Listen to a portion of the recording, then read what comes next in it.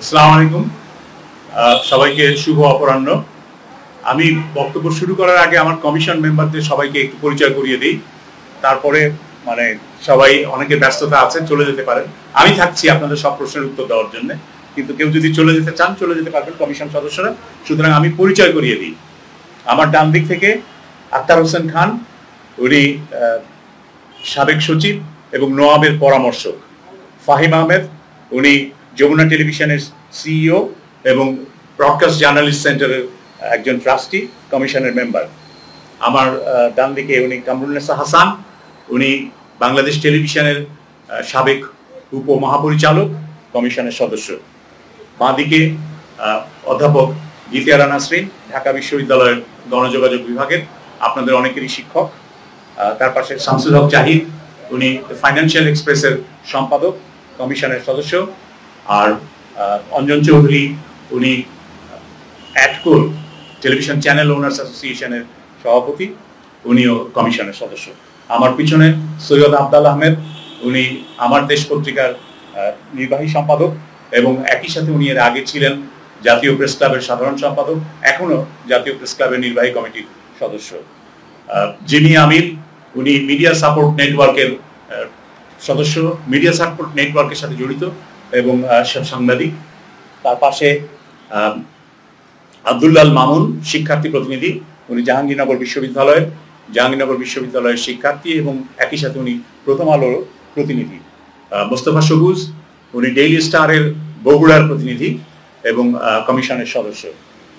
টিটু দত্তগুপ্ত, উনি BCS স্ট্যান্ডার্ডের deputy editor এবং কমিশনের সদস্য।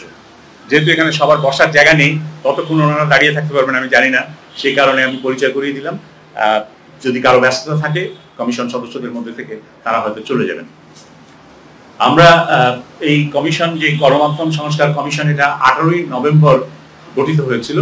18ই নভেম্বর থেকে প্রথমে 90 দিন সময় দেওয়া হয়েছিল, পরে আরো 30 দিন সময় দেওয়া হয়েছিল। এই 120 দিনের মধ্যে আমরা আমাদের কাজটা শেষ করেছি। কমিশন সারা দেশে অংশীজনদের সাথে মত বিনিময় করেছে। আমরা অংশীজন বলতে মালিক, প্রকাশক, সম্পাদক, সাংবাদিকদের সংগঠনগুলোর প্রতিনিধি এবং বিভিন্ন পেশাজীবী সংগঠনের প্রতিনিধি, যারা গণমাধ্যমের স্বার্থ নিয়ে কাজ করেন, তাদের সাথে আমরা আলাপ আলোচনা করেছি, মত বিনিময় সভা করেছি। ঢাকার বাইরে 9টি জায়গায় যে আমরা বিভাগীয় পর্যায়ে আশপাশের জেলাগুলো থেকে বা বিভাগগুলোর অংশ যে জেলাগুলো, সেই জেলাগুলোর প্রতিনিধিদেরকে আমন্ত্রণ জানিয়ে সেখানেও আমরা মত বিনিময় করেছি। মোট প্রায় 1400 লোকের সাথে আমরা এই কমিশন মত বিনিময় করেছি এবং এই মত বিনিময়ে কি মতামত উঠে এসেছে তার বিস্তারিত বিবরণ আমাদের পরিশিষ্টের মধ্যে থাকবে। অনলাইনে আপনারা দেখে নিতে পারবেন, চাইলে কে কি সাজেশন দিয়েছেন এবং কে কি ধরনের বক্তব্য দিয়েছেন সবকিছুই সেখানে থাকবে। এই কমিশন গঠনের পর আমরা যেটা দেখলাম যে এই কমিশন কাজ করার ক্ষেত্রে প্রথমেই যেটা ভেবেছে যে কমিশনের গণমাধ্যমের যে বর্তমান বাস্তব অবস্থা, এই বাস্তব অবস্থা একদিনের সৃষ্টি না, এটা গণমাধ্যমের দীর্ঘদিনের যে প্রক্রিয়া পরিবর্তন, সেই পরিবর্তনের মধ্য দিয়ে এসছে। দীর্ঘদিন ধরে যে চর্চাগুলো হয়ে আসছে, সেই চর্চাগুলোর ক্রমাবনতির পরিণতিতে আজকে গণমাধ্যমের পরিস্থিতি এক ধরনের সংকটের মধ্যে এবং সংবাদ মাধ্যমের স্বাধীনতা, সাংবাদিকদের স্বাধীনতা একেবারেই সংকটের মধ্যে পড়ে গিয়েছিল। তো সেই বাস্তবতায় আমরা মোটামুটি একটা ইতিহাস পর্যালোচনা করেছি এবং ইতিহাস পর্যালোচনা করে সেই ইতিহাস থেকে শিক্ষা নেওয়ার চেষ্টা করেছি যে কোথায় কোথায় ত্রুটি ছিল, কি কি কারণে ত্রুটি ছিল এবং সেই ত্রুটিগুলো দূর করার সেরা উপায় কি হতে পারে। আমরা সংবাদ মাধ্যমের, গণমাধ্যম বলতে টেলিভিশন, রেডিও, সংবাদপত্র, অনলাইন সবগুলোরই বিষয়ে আমরা বিবেচনা করে দেখেছি। এদের প্রত্যেকের সমস্যা একরকম নয়, এক একজনের এক এক রকম সমস্যা, কিন্তু সাংবাদিকতার সমস্যা সব ক্ষেত্রেই এক। টেলিভিশনের সাংবাদিকেরও যে সমস্যা, পত্রিকার সাংবাদিকেরও সেই সমস্যা, অনলাইনের সাংবাদিকেরও সেই সমস্যা। সুতরাং সাংবাদিকতার সমস্যা, সেটাকে আমরা চিহ্নিত করার চেষ্টা করেছি, সেটা মোকাবেলা করার উপায় কি হতে পারে সেটা আমরা এক্সপ্লোর করেছি এবং একই সাথে গণমাধ্যমের যে বিভিন্ন মাধ্যমের কথা আমি বললাম, টেলিভিশন, রেডিও, অনলাইন, সংবাদপত্র, সেগুলোরও প্রত্যেকটার ইন্ডিভিজুয়াল সমস্যা কি সেই শিল্পের, সেটা আমরা জানার চেষ্টা করেছি এবং সেটা সমাধান খোঁজার চেষ্টা করেছি। সমাধানের ক্ষেত্রে আমি আগেই বলেছি আমাদের অতীত অভিজ্ঞতা থেকে আমরা শিক্ষা নেওয়ার চেষ্টা করেছি। একই সাথে ইন্টারন্যাশনাল বেস্ট প্র্যাকটিসেস, আন্তর্জাতিক পর্যায়ে উত্তম চর্চা যেটা, সেটা থেকে আমরা শিক্ষা নেওয়ার চেষ্টা করেছি এবং সেগুলো থেকে বাংলাদেশে কতটা প্রযোজ্য বা প্রয়োগ করা যাবে, অনুসরণ করা যাবে, সেটা বিবেচনায় নিয়েই আমরা এই সুপারিশমালা তৈরি করেছি। এই সুপারিশমালার মধ্যে আমরা দেখেছি যে বাংলাদেশে একটা বড় সমস্যা, যে এই গণমাধ্যমে কালো টাকা ঢুকেছে, এই গণমাধ্যমে মালিকানার সমস্যাটা একটা বড় ধরনের সমস্যায় পরিণত হয়েছে। মালিক হয়েছেন কারা আমরা জানি না, কি পদ্ধতিতে তারা মালিক হয়েছেন। মালিক কারা তাদের আমরা চিনি, কিন্তু তারা কি পদ্ধতিতে মালিক হয়েছেন আমরা জানি না। কারণ কোনো প্রকাশ্য উন্মুক্ত স্বচ্ছ প্রতিযোগিতার মধ্য দিয়ে টেলিভিশন রেডিওর লাইসেন্স দেওয়া হয় নাই। অনলাইন পোর্টালের যে নিবন্ধন দেওয়া হয়েছে সেটাও কোনো স্বচ্ছ উন্মুক্ত প্রতিযোগিতামূলক পরিস্থিতির মধ্যে দিয়ে বা পরিবেশের মধ্যে দিয়ে দেওয়া হয়নি। এগুলো সবই দেওয়া হয়েছে নেপথ্যে, যোগসাজশে, রাজনৈতিক পরিচয় অথবা অন্য কোনো কারণে। তো সেই কারণে এই শিল্পে যে সংকট, সেই সংকটে মালিকদের যে ভূমিকা, আপনি দেখেন সরকার পরিবর্তনের পরে কিন্তু মালিক পরিবর্তন হয়নি। মালিকরা নেতৃত্বে, নিউজ রুমের নেতৃত্বে পরিবর্তন এনেছেন, সম্পাদকীয় নেতৃত্বে পরিবর্তন এনেছেন।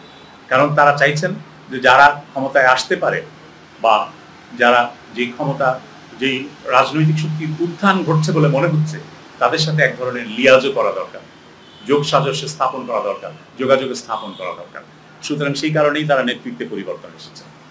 কিন্তু এই মালিকদের কাউকে ঘোষণা দিতে হয়নি যে তার যে তিনি যে গণমাধ্যমে বিনিয়োগ করছেন সেই বিনিয়োগের উৎস কি, সেই বিনিয়োগ কি কর প্রদেয় টাকা না কর দেওয়া হয়নি এরকম টাকা, এরকম কোনো কিছুই বলা হয়নি।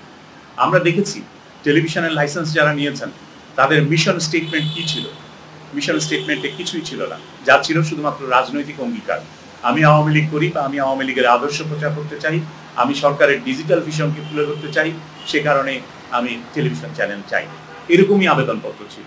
সেখানে জনস্বার্থের কোনো বিষয় ছিল না। তো আমরা মোটামুটি সবকটা টেলিভিশন চ্যানেলের, সবকটা রেডিওর যে অনুমতির জন্য যে আবেদনপত্র, সেগুলো যাচাই করে দেখেছি যে জনস্বার্থ সেখানে কোনো বিষয় ছিল না, ফিলান্থ্রপি বলে কোনো জিনিস সেখানে ছিল না। সেই কারণে এখন যারা এই টেলিভিশনের মালিকানায় আছেন, বড় বড় সংবাদপত্রের মালিকানায় আছেন, তাদের মালিকানার মধ্যে জনগণের স্বার্থ কতটুকু প্রতিফলিত হচ্ছে তাদের মালিকানায় পরিচালিত প্রতিষ্ঠানে, সেটা একটা বড় প্রশ্ন। কারণ তাদের কোনো জবাবদিহিতা নাই। আমরা গণমাধ্যম থেকে রাজনীতিকদের জবাবদিহিতা চাইছি, আমরা আমলাদের জবাবদিহিতা চাইছি, কিন্তু গণমাধ্যমের জবাবদিহিতা কোথায়? একটা পত্রিকা আর একটা পত্রিকার বিরুদ্ধে বলছে, পত্রিকার মালিকের বিরুদ্ধে রিপোর্ট করছে, তার জবাবদিহি কোথায়?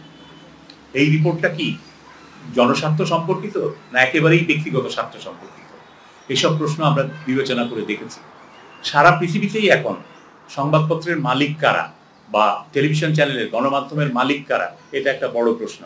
এবং সেই প্রশ্ন নিরসনের জন্য বিভিন্ন ধরনের আইন বিভিন্ন দেশে হচ্ছে। যেমন বিভিন্ন দেশে, এমনকি খোদ আমেরিকায়, ক্রস ওনারশিপ অ্যালাউড না, অর্থাৎ যিনি টেলিভিশনের মালিক তিনি সংবাদপত্রের মালিক হতে পারেন না, আবার যিনি সংবাদপত্রের মালিক তিনি টেলিভিশনের মালিক হতে পারেন না। এই সমস্ত প্র্যাকটিস থেকে আমাদের ভারতেও কিন্তু এই আইন বিবেচনাধীন আছে যে ক্রস ওনারশিপ অ্যালাউ করা হবে না, এটা পার্লামেন্টে একটা বিল বিবেচনাধীন আছে। এরকম অনেক দেশেই কিন্তু এই পরিবর্তনগুলো হচ্ছে। ইন্দোনেশিয়ায় আমরা দেখেছি যে ইন্দোনেশিয়ায় গণমাধ্যম করলে সেই গণমাধ্যমকে কর্পোরেশন হতে হয়, তাকে পাবলিক লিস্টেড কোম্পানি করতে হয়। পাবলিক লিস্টেড কোম্পানি করলে যে সুবিধাটা হয় সেটা হলো বছর শেষে তাদের অডিটেড অ্যাকাউন্টস, নিরীক্ষিত হিসাব প্রকাশ করতে হয়। এবং ইন্দোনেশিয়ায় প্রত্যেকটা গণমাধ্যমে সাংবাদিক কর্মচারী যারা কর্মী, সেই প্রতিষ্ঠানের কর্মী, তাদেরকে শেয়ার দিতে হয়।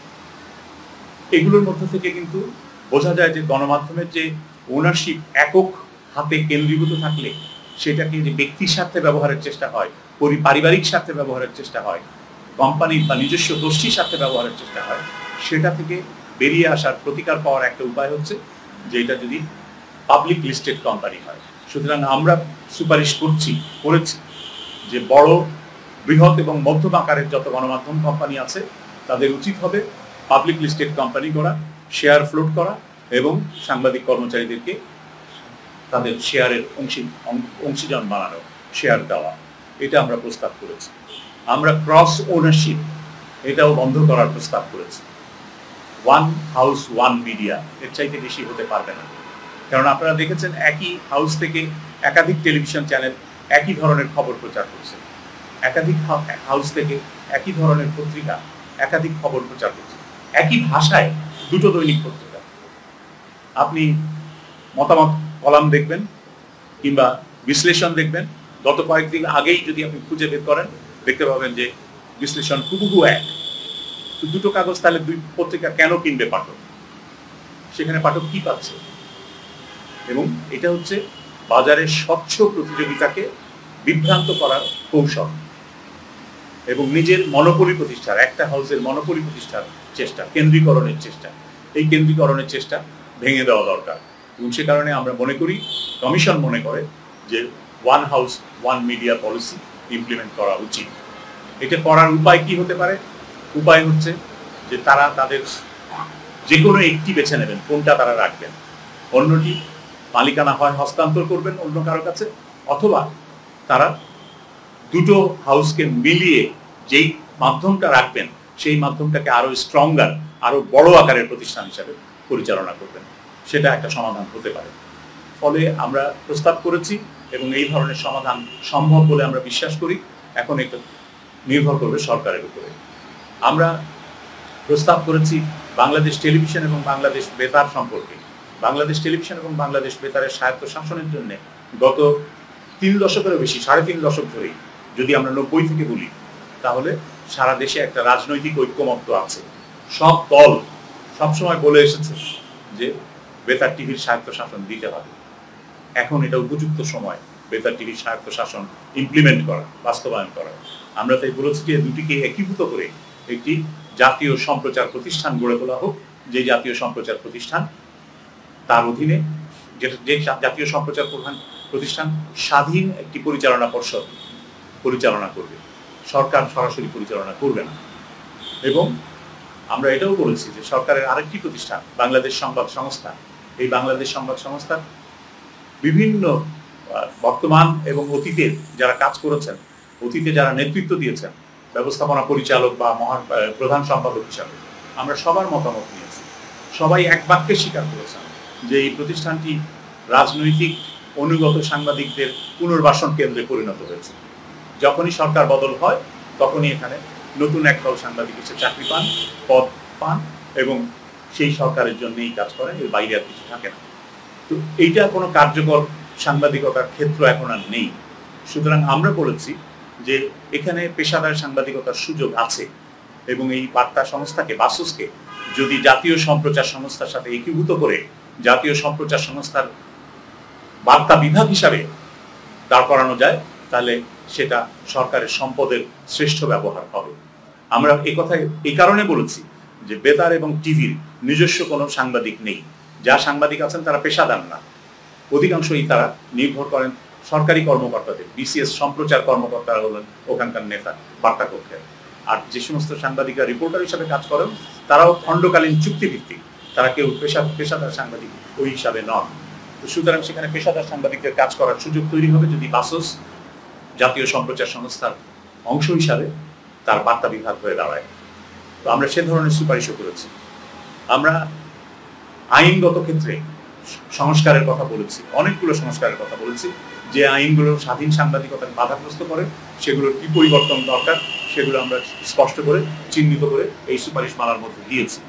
তবে আমরা এর সাথে আরও একটা জিনিস দিয়েছি যে সাংবাদিকদের নিরাপত্তা দরকার। সাংবাদিকরা নিরাপত্তায় হুমকি, সাংবাদিকদের নিরাপত্তার হুমকি আসে শারীরিক হামলা, আইনগত হামলা এবং হুমকি ধামকি, এগুলো নানা ধরনের বিষয়ের মধ্য দিয়ে। তো এগুলোর থেকে সুরক্ষা দেওয়ার দায়িত্ব রাষ্ট্রের। আমরা সেজন্য রাষ্ট্রকে সেই দায়িত্ব দিয়ে সাংবাদিকতা সুরক্ষা আইন করার জন্য বলেছি এবং সাংবাদিকতা সুরক্ষা আইনের একটা খসড়া অধ্যাদেশ জারি করা যাতে সহজ হয় সেজন্য একটা খসড়া অধ্যাদেশও আমরা তৈরি করে এই রিপোর্টের সাথে যুক্ত করে দিয়েছি। আমরা সংবাদ মাধ্যমের মধ্যে অনেক বিভিন্ন সময় অভিযোগ আসে যে ভুল সংবাদ প্রচার হচ্ছে, মানুষ ক্ষতিগ্রস্ত হচ্ছে, সাংবাদিকরা হয়রানি করছেন। গ্রিভেন্সেস, মানুষের সাধারণ পাঠক, দর্শক, শ্রোতা, তাদের গ্রিভেন্সেস, সেটার প্রতিকার পাওয়ার জায়গা কোথাও নেই। আগে একটা ছিল প্রেস কাউন্সিল, এখনো আছে সেই প্রেস কাউন্সিল, কিন্তু সেই প্রেস কাউন্সিল খুব একটা কার্যকর না। সেই প্রেস কাউন্সিল সাংবাদিকের স্বাধীনতা রক্ষাতেও কোনো ভূমিকা রাখতে পারেনি কার্যকরভাবে, আবার একইভাবে ভুক্তভোগী যারা সংবাদ মাধ্যমের ভাবে অন্যায় বা ভুলের কারণে যারা ভুক্তভোগী তাদের প্রতিকার দেওয়ার ক্ষেত্রেও খুব সফল হয়নি। আবার প্রেস কাউন্সিলের আরেকটা সীমাবদ্ধতা, সেই সীমাবদ্ধতা হচ্ছে যে এই প্রেস কাউন্সিলটি আইনে গঠিত হয়েছিল শুধুমাত্র সংবাদপত্র এবং বার্তা সংস্থা সাংবাদিকদের জন্য। সংবাদপত্র এবং বার্তা সংস্থা তার এখতিয়ারভুক্ত, কিন্তু এখন তো টেলিভিশন এবং অনলাইনের সাংবাদিকতার একটা বিরাট অংশ। তো তাহলে এই সাংবাদিকদের তদারকি প্রতিষ্ঠান কি হবে? সরকারের প্রস্তাব ছিল 10 বছর আগে থেকেই, সেই 2014 সাল থেকেই প্রস্তাব ছিল যে সরকার একটা সম্প্রচার কমিশন করবে, বেতার, টেলিভিশন এবং অনলাইনের জন্য তারা সম্প্রচার কমিশন করবে। সেই সম্প্রচার কমিশন হয়নি। আমরা বলছি ওই সম্প্রচার কমিশনের যে এখতিয়ার এবং ক্ষমতা দেওয়া হয়েছিল, দায়িত্ব দেওয়া হয়েছিল, সেই দায়িত্ব এবং প্রেস কাউন্সিলের দায়িত্ব ক্ষমতা এই দুটোকে একীভূত করে একটি নতুন প্রতিষ্ঠান করা হোক। সেটা জাতীয় গণমাধ্যম কমিশন হবে, একটা স্থায়ী কমিশন, জাতীয় গণমাধ্যম কমিশন, মিডিয়া কমিশন হবে স্থায়ী। এবং এই কমিশনই সাংবাদিকতার অধিকার সুরক্ষার বিষয়টিও নিশ্চিত করবে, আবার একই সাথে গ্রিভেন্সেস মেকানিজম, যেটা অর্থাৎ সংবাদ মাধ্যমে ভুলের কারণে যারা ক্ষতিগ্রস্ত হয় তাদের প্রতিকার দেওয়ার কাজটা ওই গণমাধ্যম কমিশন করবে। আমরা সেই প্রস্তাব করেছি। আমরা সাংবাদিকদের যে আর্থিক নিরাপত্তা প্রয়োজন, সেই আর্থিক নিরাপত্তার প্রসঙ্গেও আমরা বলেছি। আমরা জানি যে ওয়েস্ট বোর্ড নিয়ে একটা আবেগ আছে সাংবাদিকদের মধ্যে, কর্মচারীদের মধ্যে, কর্মীদের মধ্যে, কিন্তু এই ওয়েস্ট বোর্ডের একটা মামলা হয়ে আছে এবং সেই মামলা আটকে আছে। এই মামলা কবে নিষ্পত্তি হবে আমরা জানি না, এটা পুরোপুরি আদালতের বিষয়। তো কতদিন পর্যন্ত কি হবে? এবং এই ওয়েস্ট বোর্ড যেটা ঘোষিত হয়েছিল সেটাও ইতিমধ্যে 10 বছর হয়ে গেল প্রায়। আমরা বলছি যে সাংবাদিকদের আর্থিক নিরাপত্তার দরকার। ওয়েস্ট বোর্ড আমাদের এখতিয়ার না, কারণ আমাদেরকে বলে দেওয়া হয়েছিল যে আমরা বস্তুনিষ্ঠ, স্বাধীন এবং শক্তিশালী সংবাদ মাধ্যম কিভাবে হতে পারে, গণমাধ্যম হতে পারে, সেটার জন্য সুপারিশমালা তৈরি করব। তাহলে সেক্ষেত্রে বেতন ভাতা বা ওয়েস্ট বোর্ডের বিষয়টা আমাদের উপরে পড়ে না, আমরা সেই এখতিয়ার আমাদের নেই, সে কারণে আমরা সেই প্রসঙ্গে কিছু বলি নাই। কিন্তু আমরা বলেছি যে সাংবাদিকদের আর্থিক নিরাপত্তা দরকার, এবং সেই আর্থিক নিরাপত্তা নিশ্চিত হতে পারে কিভাবে সেটা আমরা বলেছি। আমরা বলেছি যে বিসিএস ক্যাডার সার্ভিসে যে প্রবেশের যে জায়গাটা, সেই ইকুয়াল লেভেলে, অর্থাৎ বিসিএস ক্যাডার সার্ভিসের 9ম গ্রেডের যে বেতন স্কেল, সেই বেতন স্কেলের সাথে সঙ্গতি রেখে সাংবাদিকদের এন্ট্রি লেভেলের বেতনটা হতে হবে, সারা দেশেই এটা হতে হবে। এবং ঢাকায় যেহেতু জীবনযাত্রার ব্যয় বেশি, সুতরাং ঢাকা ভাতা একটা যোগ করতে হবে। সারা দেশের সাংবাদিকরা যে বেতন ভাতা পাবেন তার সাথে যুক্ত হবে ঢাকা ভাতা। এটা নির্ধারণ করবেন সরকার, সংবাদ মাধ্যমের বিভিন্ন পক্ষ, তারা মিলেমিশে এই ভাতা কি পরিমাণ হতে পারে বা ঢাকা ভাতাটা কি হতে পারে সেগুলো তারা নির্ধারণ করবে। আমরা এটুকু পর্যন্ত বলেছি। বিভিন্ন পদের জন্য বেতনের পার্থক্য কি হবে না হবে সেগুলো ঠিক করার পদ্ধতি এই অংশীজনরা মিলে এবং সরকার মিলে ঠিক করবে। কিন্তু আমরা ন্যূনতম গ্যারান্টির কথাটা বলেছি যে এই গ্যারান্টিটা দরকার সারা দেশে সাংবাদিকদের, যাতে তারা তাদের মানসম্মত জীবনযাপন করতে পারে এবং দুর্নীতি এইখানে যেন ঢুকে পড়তে না পারে। সাংবাদিকদের মধ্যে দুর্নীতি ঢুকে পড়ার একটা অন্যতম কারণ হচ্ছে তাদের জীবনযাত্রার মান রক্ষার জন্য যথেষ্ট পরিমাণে পর্যাপ্ত আয়ের নিশ্চয়তা নেই। সেই নিশ্চয়তা বিধানের কথা আমরা বলেছি। আমরা সাংবাদিকদেরকে বিজ্ঞাপন এজেন্ট হিসাবে, অ্যাডভার্টাইজিং এজেন্ট হিসাবে, যে অ্যাডভার্টাইজমেন্ট কালেক্ট করতে হবে, বিজ্ঞাপন সংগ্রহ করতে হবে, সেই কাজ করতে দেওয়া যাবে না, এই কথা আমরা বলেছি। সাংবাদিকের কাজ সাংবাদিকতা করা, সেটা করতে দিতে হবে। আমরা মোটামুটিভাবে মোট 21টির মতন বোধহয় 20টি সুপারিশ এখানে আছে, বিভিন্ন বিষয়ে সুপারিশমালা আছে। এত বিস্তারিত আমি এখন বলবো না, আপনাদেরকে সুপারিশমালার কপি একটা দিয়ে দেওয়া হবে এবং একই সাথে এইটার একটা বোধহয় সামারিও এখনই দিয়ে দেওয়া হবে। আর এই গণমাধ্যম কমিশনের রিপোর্ট পুরোটাই অনলাইনে অ্যাভেলেবল হবে। আমি আরেকটা কথা জোর দিয়ে বলতে চাই, আমরা এই কমিশন রিপোর্টে যত তথ্য দিয়েছি, যত কথা বলেছি, প্রত্যেকটাই তথ্য ভিত্তিক, বেসড অন এভিডেন্স। কোনো গুজব, কোনো কান কথা, শোনা কথার উপরে নির্ভর করে আমরা কিছু দেইনি। এবং সমস্ত তথ্য, যতগুলো নথি আমরা ব্যবহার করেছি, সমস্ত নথি অনলাইনে অবমুক্ত করে দেওয়া হবে। আপনারা চাইলে সেগুলো দেখতে পারেন এবং দেখলেই বুঝতে পারবেন যে কি ধরনের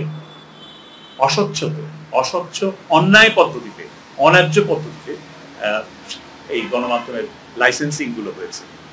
আর আরো যেটা বড় সমস্যা হয়েছে, আপনার পত্রিকার সার্কুলেশন এবং টেলিভিশনের টিআরপি রেটিং পয়েন্ট, যেটা এই দুইটার ক্ষেত্রেই যে ধরনের অন্যায়, জালিয়াতি বলবো, জালিয়াতি হয়, এই জালিয়াতিটা বড় ধরনের জালিয়াতি, সেটা প্রমাণ এই রিপোর্টের মধ্যে আছে। ঢাকা শহরে যদি সরকারের হিসাব, সরকারের ডিএফপিতে যে তালিকাভুক্ত পত্রিকার সংখ্যা, প্রচার সংখ্যা, সেটা যদি বিশ্বাস করতে হয়, তাহলে আজকে ঢাকা শহরের দৈনিক পত্রিকা 1,51,00,000 দৈনিক পত্রিকা বিক্রি হওয়ার কথা। কিন্তু বাস্তবে যা বিক্রি হয় আমরা দেখেছি, যারা বিক্রি করেন ঢাকা শহরে কাগজ, হকার সমিতির মাধ্যমে, 2টা সমিতি ঢাকায় কাগজ বিতরণ নিয়ন্ত্রণ করে। এই 2টা সমিতি কতগুলো কাগজ বিক্রি করে এবং কি পরিমাণে বিক্রি করে সেটা আমরা হিসাব করে দেখেছি, 10 লাখের বেশি হবে না। তাহলে 1,41,00,000 পত্রিকার হিসাবটা একেবারেই ভুয়া, জালিয়াত হিসাব। সরকারের ডিএফপি তালিকাভুক্তিতে 600-র উপরে কাগজ মিডিয়া লিস্টভুক্ত আছে, যারা বিজ্ঞাপন পাওয়ার, সরকারি বিজ্ঞাপন পাওয়ার যোগ্য। কিন্তু আমরা ওই হকার সমিতির লিস্টে দেখেছি সর্বোচ্চ 52টা কাগজ বিক্রি হয়, তাদের তালিকায় এর বাইরে আর কোনো কাগজ নাই। তো যে কাগজ কেউ কেনে না, সেই কাগজ এমনি প্রকাশিত হয়, সেই কাগজ প্রকাশিত হয় সরকারের বিজ্ঞাপন নেওয়ার জন্য। এই অসাধু কাজ, এটা পুরোপুরি একটা অসাধু চর্চা এই শিল্পে চলছে, যেটা মূলধারার কাগজগুলোকে ক্ষতিগ্রস্ত করছে। এটা বন্ধ হওয়া দরকার। টেলিভিশনের ক্ষেত্রেও ঠিক একই ধরনের জালিয়াতি হচ্ছে, এবং সেটা Bangladesh satellite company limited, BSCL, তারা এখন টিআরপি রেটিং করে। টিআরপি মনিটরিং করার জন্য যে ডিভাইস তাদের বসানোর কথা, তারা এই দায়িত্বটা নেওয়ার প্রথম বছরের মধ্যে 8,000 ডিভাইস বসানোর কথা ছিল। গত ডিসেম্বর পর্যন্ত মাত্র 200 ডিভাইস বসিয়ে তারা তার উপরে টিআরপি রেটিং দিয়েছে। এই রিপোর্ট যখন তৈরি করা হয়, লেখা হয় গত সপ্তাহে, তখন তারা বলেছে এর মধ্যে আর 100 বেড়েছে, 300 ডিভাইসে তারা টিআরপি রেটিং করছে। এটা গুরুতর অন্যায় করা হচ্ছে টেলিভিশন শিল্পের সাথে, বিজ্ঞাপন শিল্পের সাথে। এগুলো আমরা সংস্কারের কথা বলেছি। আমরা বলেছি এগুলো যাচাইযোগ্য হতে হবে, এবং এই যাচাই শুধু সরকার করবে তা না, এই যাচাই শুধু শিল্পের লোকেরাই করবে তা না, এই যাচাইয়ে তৃতীয় পক্ষকে ইনভলভ করতে হবে, এবং সেই তৃতীয় পক্ষ হচ্ছে নাগরিক সমাজের প্রতিনিধি। আমরা আশা করি এই যাচাইযোগ্য পন্থাগুলো যদি ইমপ্লিমেন্ট করা হয়, বাস্তবায়ন করা হয়, তাহলে এখানে সুস্থ পরিবেশ ফিরে আসবে এবং সুস্থ প্রতিযোগিতা, সুষ্ঠু ন্যায্য প্রতিযোগিতার পরিবেশ তৈরি হবে। আমরা চাই ন্যায্য সুষ্ঠু পরিবেশের মধ্যে দিয়ে, স্বচ্ছ প্রতিযোগিতার মধ্য দিয়ে ভালো কাগজ, ভালো টেলিভিশন চ্যানেল, ভালো বেতার, এগুলো টিকে থাকুক, এবং তাদেরকে সমর্থন করতে হবে। তাদেরকে সমর্থন যাতে সরকার সমর্থন দেয়, কোনো গোষ্ঠী বা ব্যক্তিকে না, এই শিল্পকে নীতিগত সহায়তা দেয়। সে কারণে আমরা বলেছি যে আপনারা কর্পোরেট ট্যাক্স, সংবাদপত্রের উপরে যে কর্পোরেট ট্যাক্স 27.5%, এটা তুলে দেন। কারণ আমরা দেখেছি হিসাব করে বিভিন্ন কোম্পানি তাদের যে অডিটেড অ্যাকাউন্টস কি বলে আপনার রেজিস্টার অফ জয়েন্ট স্টক কোম্পানিজে পেশ করে, আমরা সেগুলো যাচাই করে দেখেছি। যে কোম্পানি ওই কর্পোরেট ট্যাক্স দেওয়ার আগে প্রফিট করেছিল, তাদের হিসাবে প্রফিট হয়, ওই কর্পোরেট ট্যাক্স 27.5% কর্পোরেট ট্যাক্স দেওয়ার কারণে 2 কোটি টাকার উপরে লোকসান। এই ধারা যদি চলতে থাকে তাহলে সেই পত্রিকা টিকবে না। সেই কারণেই আমরা বলেছি যে ভালো পত্রিকাকে যদি টিকে থাকতে হয়, তাহলে ভালো পত্রিকার জন্য একটা পরিবেশ তৈরি করে দিতে হবে, প্রতিযোগিতার পরিবেশ তৈরি করে দিতে হবে। এবং সেই কারণে এখানেও আমরা নানা ধরনের সুপারিশের কথা বলেছি, সেগুলো সবই আপনারা এর মধ্যে পাবেন। আমি মনে হয় আমার কথা আর বাড়াই না, আপাতত এখানেই থামি। যদি কোনো প্রশ্ন থাকে উত্তর দেওয়ার জন্য আমরা প্রস্তুত আছি। আমি শুধু একটাই বলি যে আমরা আশা করি সরকার, বর্তমান তত্ত্বাবধায়ক সরকার, বর্তমান অন্তর্বর্তী সরকার এবং ভবিষ্যতে নির্বাচিত সরকার সবাই এই সুপারিশগুলো বাস্তবায়ন করবেন। কারণ আমরা আশা করি, শুধু আশা করি না, আমরা দেখেছি কাগজে কলমে যে তারা ঘোষণা করে প্রকাশ করেছেন যে সংবাদপত্রের স্বাধীনতা, সাংবাদিকদের স্বাধীনতা সুরক্ষার জন্য তারা কি কি পদক্ষেপ নেবেন। এটা অনেকেই, অনেক দলই, বড় দল অতীতে ক্ষমতায় ছিল, ভবিষ্যতে ক্ষমতায় আসবে বলে আশা করে তারা প্রকাশ করেছে এবং সেই ঘোষণার মধ্যে আছে। সুতরাং আমরা আশা করি তারা তাদের অঙ্গীকার বাস্তবায়ন করবেন এবং সেই অঙ্গীকার বাস্তবায়ন করার জন্য বেশি কিছু করতে হবে না, এই সুপারিশমালা বাস্তবায়ন করলেই তাদের অঙ্গীকার বাস্তবায়ন হবে। অসংখ্য ধন্যবাদ। রিপোর্টটা পেলেই পড়লেই বলতে হবে। আমরা বলেছি সাংবাদিকদের ন্যূনতম স্নাতক যোগ্যতা থাকতে হবে, কিন্তু তার সাথে আমরা আরো শর্ত জুড়ে দিয়েছি যে সাংবাদিকতা 1 বছর শিক্ষানবিশ হওয়ার পরেই সে সাংবাদিক হিসাবে পূর্ণ ইয়ে পাবে, তার স্ট্যাটাসটা হবে। রাশেদ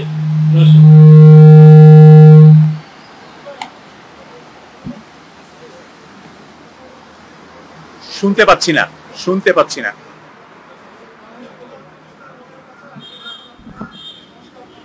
জমা দিয়েছেন সঠিকভাবে শুনতে বলছিলেন যে উনি সংস্কার করার বিষয়ে আশু করণীয় কিছু পরামর্শ দিয়েছেন, সেই পরামর্শ কিছুগুলো যদি আমাদের সাথে শেয়ার করেন। আমরা আশু করণীয় হিসাবে বলি নাই এখনো। আশু এর মধ্যে অনেকগুলো পদক্ষেপ আছে। না, মাননীয় প্রধান উপদেষ্টা আমাদেরকে বলেছেন যে খুব শীঘ্রই আমাদেরকে একটা লিস্ট দেন যেগুলো আমরা ইমিডিয়েটলি করে ফেলতে পারি। আমরা বলেছি আগামী 2 দিনের মধ্যে আমরা এটা দিয়ে দিব। এখানে লিস্টের মধ্যে বলা আছে অনেক কিছুই, যেগুলো করার জন্য বেশি কিছু লাগবে না, সরকারের একটা নির্বাহী আদেশেই সেগুলো হয়ে যেতে পারবে। সেগুলোর জন্য কোনো আইন করা লাগবে না, কোনো কনসালটেশনেরও দরকার হবে না, কারণ সেগুলো সব এভিডেন্স বেসড। যেমন আমি বললাম যে এবিসির যে পত্রিকার সার্কুলেশন সংখ্যা যাচাইয়ের যে পদ্ধতি এখন আছে, সেই পদ্ধতি পরিবর্তনের জন্য কোনো কনসালটেশন দরকার হবে না, কারণ আমরা এভিডেন্স বেসড সাজেশন দিয়েছি, সমস্যা চিহ্নিত করে তার সুপারিশ দিয়েছি। সরকার চাইলেই একটা নির্বাহী আদেশ করে দিতে পারবে। এরকম কি কি অ্যাকশন খুব দ্রুত নেওয়া যায় সেটার একটা তালিকা মাননীয় প্রধান উপদেষ্টা করে দিতে বলেছেন, আমরা করে দেবো। কিন্তু এইখানে আলাদা করে আর ওটা বলা নাই, এটা আমরা বলে দেবো। Thank you. জানেন এই প্লিজ এই আলমগীর মনিরুজ্জামান উজ্জ্বল।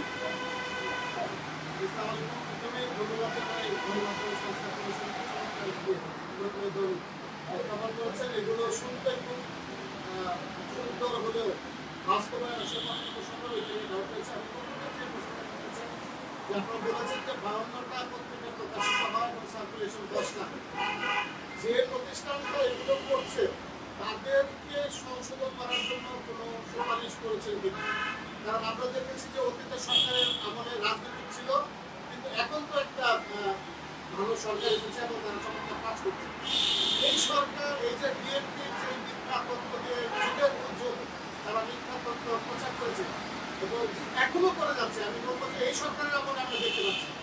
তাহলে এই সরকার কি ব্যবস্থা নিয়েছে বা তাদের বিরুদ্ধে কোনো ব্যবস্থা বা তাদের সংশোধনের কোনো সুপারিশ আপনারা করছেন? সরকার কি ব্যবস্থা নিয়েছে সেটা তো আমি বলতে পারবো না, সেটা সরকার বলবেন। কিন্তু আমরা সুপারিশ করেছি যে আমি বললাম তো যে যাচাইযোগ্য ব্যবস্থা হতে হবে, এবং যাচাইযোগ্য ব্যবস্থা কি কি সেটার মধ্যে আছে। একটা হলো যে পত্রিকা বিক্রির বিল রসিদ সেটা যাচাই করার ব্যবস্থা থাকতে হবে।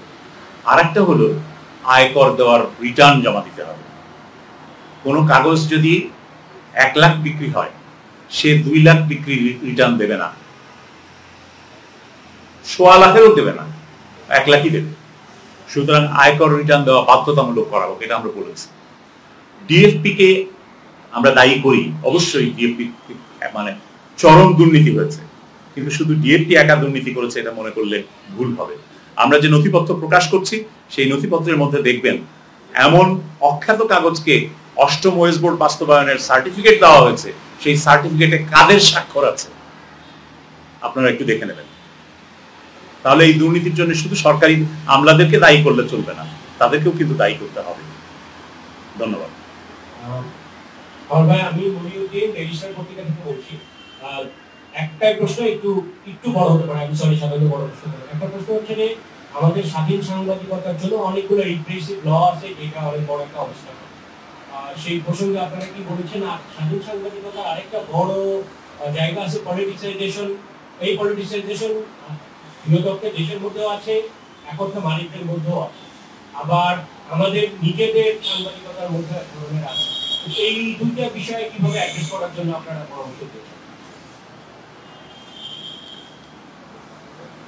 আপনার যে প্রশ্ন আইন সংক্রান্ত বিষয়, যে সাংবাদিকতার পথে প্রতিবন্ধক তৈরি করে, বাধা তৈরি করে এরকম আইনগুলো, সেগুলোর প্রত্যেকটা আইন ধরেই আমরা বলেছি যে কোথায় কি কারণে বাধা তৈরি হয়। এবং শুধু আইন না, সরকারের নীতিমালাও কয়েকটা আছে, যে এই নীতিমালায় অযৌক্তিক বিধিনিষেধ আরোপ করা হয়েছে, যেটা সাংবাদিকদের স্বাধীন সাংবাদিকতার পথে বাধা আরোপ করে। আমরা সেগুলো সম্পর্কে সুস্পষ্ট সুপারিশ দিয়েছি। সবচাইতে বড় যে সুপারিশটা আমাদের আছে সেটা হচ্ছে সাংবাদিকতা সুরক্ষা আইন। আমি আগেই বলেছি যে সাংবাদিকদেরকে হুমকি, হয়রানি, সহিংসতা সাংবাদিকদের বিরুদ্ধে, সাংবাদিকতার কাজের জন্য, অন্য কোনো কাজের জন্য না। আপনি রাজনীতি করবেন আপনার রাজনীতির জন্য না, বা কিংবা আপনি ব্যক্তিগত কোনো সুযোগ সুবিধা নিতে চান, সেখানে কোনো অন্যায় করছেন, সেটার প্রোটেকশনের জন্য না। প্রোটেকশনটা হচ্ছে সাংবাদিকতা পেশার কাজের জন্য। আপনি যদি কোনো হুমকি, কোনো ধরনের আক্রমণ, কোনো ধরনের আইনি বাধার সম্মুখীন হন, সেটা যে তরফ থেকেই হোক, সরকার কিংবা কোনো এজেন্সি কিংবা এমনকি আপনার মালিক পক্ষ, তাহলেও এই সাংবাদিকতা সুরক্ষা আইনে সাংবাদিকের পেশাগত সুরক্ষা নিশ্চিত করার দায়িত্ব সরকারের উপরে পড়বে। আমরা সেই আইনের একটা খসড়া তৈরি করে দিয়েছি, যাতে অধ্যাদেশ হিসাবে সরকার সেটা অচিরেই প্রকাশ করতে পারে এবং জারি করতে পারে এবং সেটা কার্যকর হয়। আমার মনে হয় না যে এর চাইতে বড় কোনো পদক্ষেপ নেওয়া সম্ভব। এই সাংবাদিকতা সুরক্ষা আইন বিভিন্ন দেশে হয়েছে, এখন হচ্ছে আমাদের সাবকন্টিনেন্টেও। পাকিস্তানে এই আইন বিবেচনাধীন আছে পার্লামেন্টে, ভারতেও এই ধরনের একটা আইন পার্লামেন্টে বিবেচনাধীন আছে, ইউরোপে আছে এই আইন, ইউরোপীয় ইউনিয়নে এই আইন করেছে। এবং সেই ইউরোপীয় ইউনিয়নে এমনকি ওই যে স্পাইওয়্যার যে আপনার ডিভাইসে, মোবাইল ডিভাইসে ইমপ্লান্ট করা হয়, কিংবা প্রাইভেসি হস্তক্ষেপের জন্য যে আমাদের মোবাইল চেক করে দেখে, এগুলো করতে পারবে না যদি এই আইনটা হয়। সো আমরা সেরকম একটা আইনের প্রস্তাব করেছি। আপনার দ্বিতীয় প্রশ্ন যে রাজনীতিকরণ সংক্রান্ত, আমরা তো বলছি যে বস্তুনিষ্ঠ সাংবাদিকতা, তাহলে তো সেই রাজনীতিকরণের কোনো সুযোগ থাকে না। আপনি যদি রাজনৈতিক দিক থেকে সাংবাদিকতা করেন তাহলে তো সেটা বস্তুনিষ্ঠ হলো না। আমরা বস্তুনিষ্ঠ সাংবাদিকতার কথা বলছি, এবং গণমাধ্যম এর উপর একটা দায়িত্ব আছে যে ভিন্ন মত, বহুমতের প্রতিফলন তাদেরকে নিশ্চিত করতে হবে। Thank you. আমার মনে হয় আর কোনো কোশ্চেন নাই, প্রশ্ন নাই। আমরা প্রশ্ন করবেন?